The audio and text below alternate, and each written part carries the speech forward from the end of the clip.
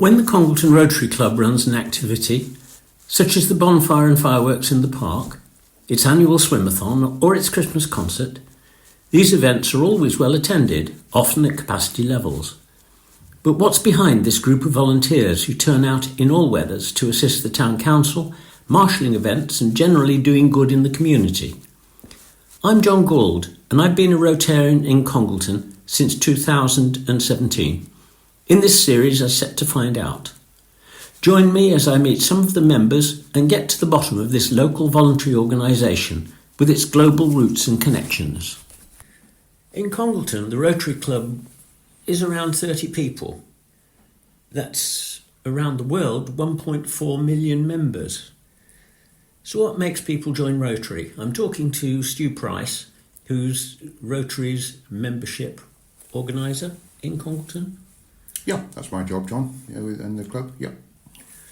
So, good question, John. I think, unfortunately, a lot of people don't realise what Rotary is all about. I think they still assume that it's a men-only club with no women allowed, and it's for business people to network, and that's far from the truth, actually. It used to be like that 75 years ago in Congleton. It certainly did, and that's how Rotary started, didn't it? Yeah. As a networking organisation in the States.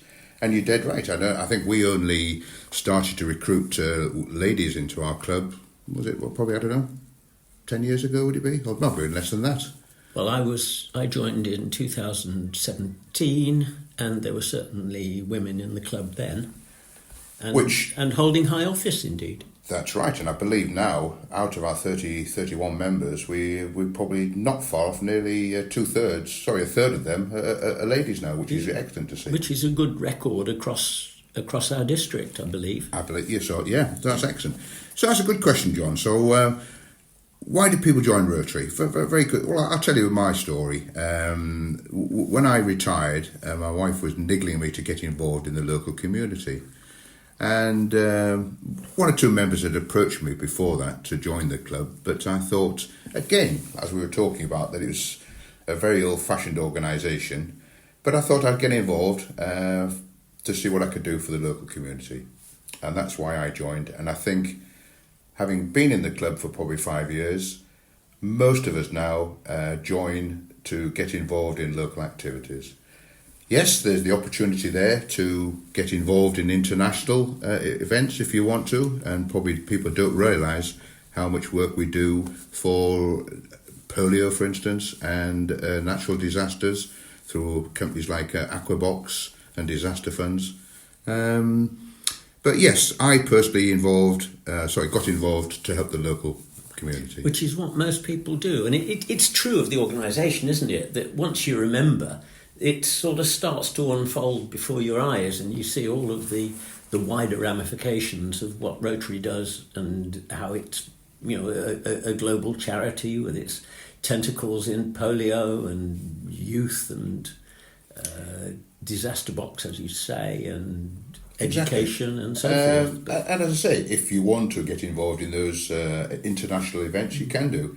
But certainly as a club, we are involved in the international organisations by raising funds and donating funds to those charities. Which every Rotarian does. In fact, I've been speaking to Kevin about this very subject. So, okay. But it's true of the organisation that unless you join it at club level, there isn't an organisation. It depends on feet on the ground, doesn't it?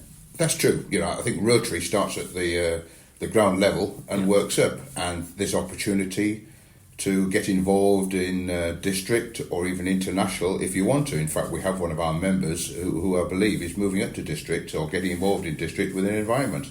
So there's the opportunity if you want to. Yeah. But personally, I'm quite happy to stay local. Well, I like the club, and I like the club level, and I'm like you. I joined Rotary when I came to Congleton. I didn't know anybody in Congleton, and all of a sudden I've got 30 friends. And funny you should say that, John. I think you're not the only one. We have quite a few members who are new to the area who've joined just for that reason, to try and get to know more people. Yeah. And it's been very successful because I believe we have two people who've become more than friends in the club. Well, yes. So there we are. We're doing a bit of matchmaking as well. Let's see what happens on that. Well, that's true, front. Yeah, it's interesting. So Rotary open to both men and women. Is it true that you need to be of a certain age to be a Rotarian? Well, again, you see, that's a misnomer, isn't it? Because, in fact, I was just talking to a lady who's coming to our next meeting who is interested in joining. And, yes, she's probably about a similar age, in the early 70s or sort of late 60s. But, again, she's got the completely wrong impression of Rotary. She thinks it's for retired people of a certain age, professional people. So far from it, John, it's open to anybody. But unfortunately, in today's environment, have young people got the time to give to such an organisation as ours? Well, it's an interesting thing, isn't it? As you are aware, we're working on a scheme to get businesses more involved in Rotary, and of course that means that you're talking to people before retirement age. So I think Rotary across the country is after people in their 50s rather than people in their 70s. Yes, I think we've got to be careful that we don't. We're lucky. I think we've got a few people who are, dare I say, younger than most of us, i.e. in the 60s, late 60s. But unfortunately, a lot of clubs, the majority of the members are in the late 60s. Sorry, late 70s even. Late 70s even. So, yeah, the answer, I think would be an excellent idea if we can get some of these commercial companies involved, that it might attract to some younger people. But I'm aware now that a lot of family people have got family commitments, and to give up the time to our organisation, it's probably not an easy for them. But it's not as it was in the old days. You don't have to attend every meeting. There's no obligation on membership. It's much more a volunteering organisation where you give what time you've got. So it's a lot easier than it used to be. I remember being in round table years ago, and you had to meet so many. So you had to meet a percentage of the meetings. I don't know if it is. Is that still true in I'm Rotary? I'm sure it doesn't. I'm sure it's not. No, I don't think it is. I think you're right. I think if you didn't attend so many meetings a month or a year, whatever, I think you got a letter. Blackballed or whatever. You got a letter from the secretary or the president or whatever. But I think you're right. I think those days have gone now. Yeah. Actually.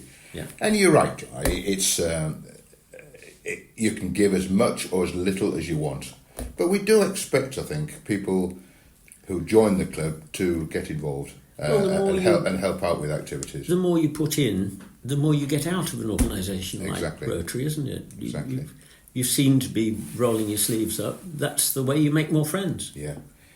But as you know, it unfortunately does tend to be, dare I say, the same sort of people who tend to do a lot of the work. But no, I think we've got a good cross section of people in the club who are keen to get involved in it. Naturally, some people, for various reasons, are probably not as active as others, so they can't get involved quite as much as others. Well, but that's true. No, I think we're very very fortunate that we've got a very proactive club with members.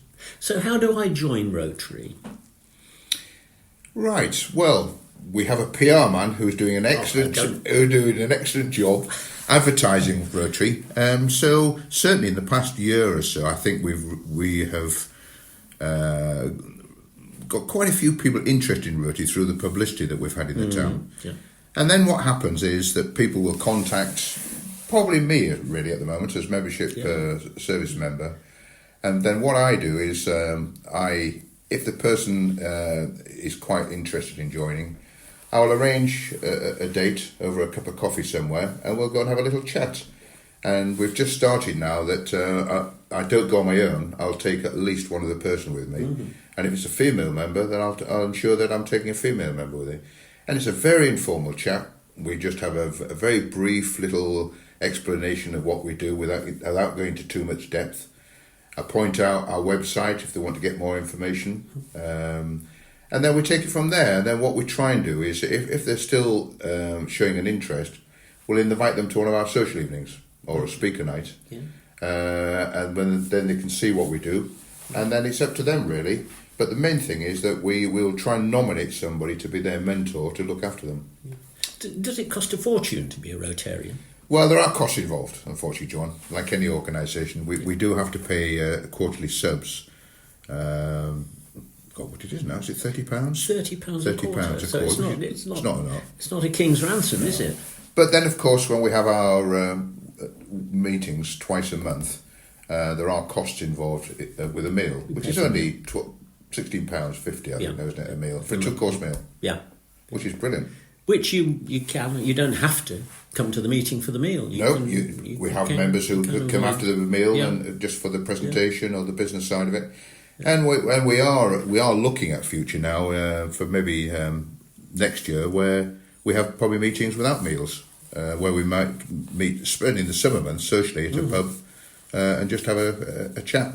So you're right. I think times are hard, and I think people are finding it quite hard with money now. But £16.50 for a two-course meal these days is nothing, is it really? Not a great deal. No. So I think people can afford that. Yeah.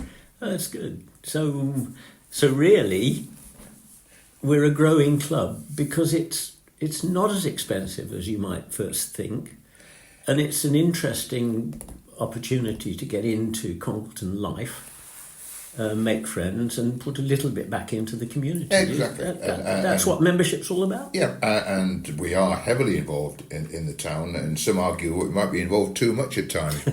But we well as our big fundraising events in the town, we help the local council with several events. We marshal at the Christmas lights switch on. If there's any big parties in the park, we help with that. So we are very proactive in helping the council. And this all started during COVID, when we organised all the volunteers for the COVID injury. And I think the council appreciated that.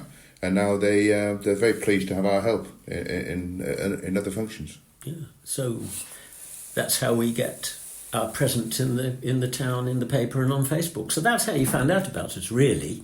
If you want to know about Rotary, look on our website or watch what we're doing on our Facebook page, or even see one of the stories that we get in the beautiful local paper, the Congleton Chronicle. Exactly. Certainly, I think we're having a lot of articles in the Chronicle. I'm not sure what percentage of people get the Chronicle in the town. Is it quite high? Quite a high proportion. It's 30,000 population, and the circulation of the Chronicle is close on 5,000. Okay.